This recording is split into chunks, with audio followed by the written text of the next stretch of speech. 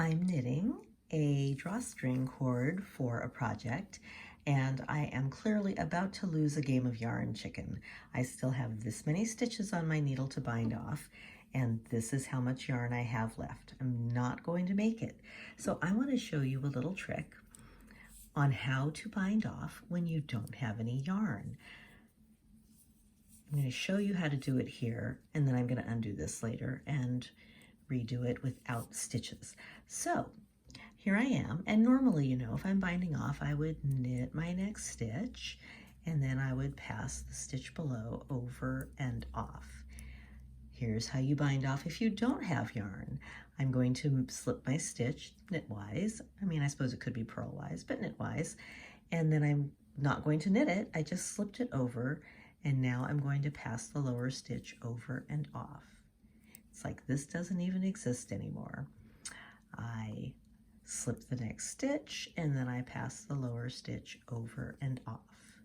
Slip the next stitch, pass the next stitch over and off. And you can do this for an entire bind off.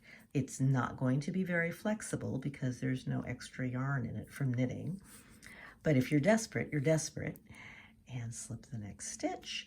You could do it if you are just a few stitches short, and that would be fine too. I may have split that, but I'm just going to keep going just for demonstration purposes.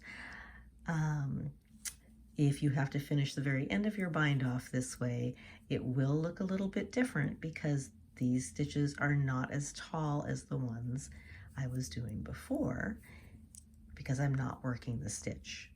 But if someone's going to come that close to look at your bind off, they're too close. Go ahead and poke them with your needle. I'm going to do a couple more, and then I'm going to show you what it looks like. Here's one, and here's one more. And you'll, of course, have to tie your ends in or sew your ends in.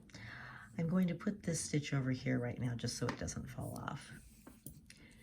Here's what my cord looked like before. I had cast on a row. I think I used a cable cast on, and then I bound off on the very next row.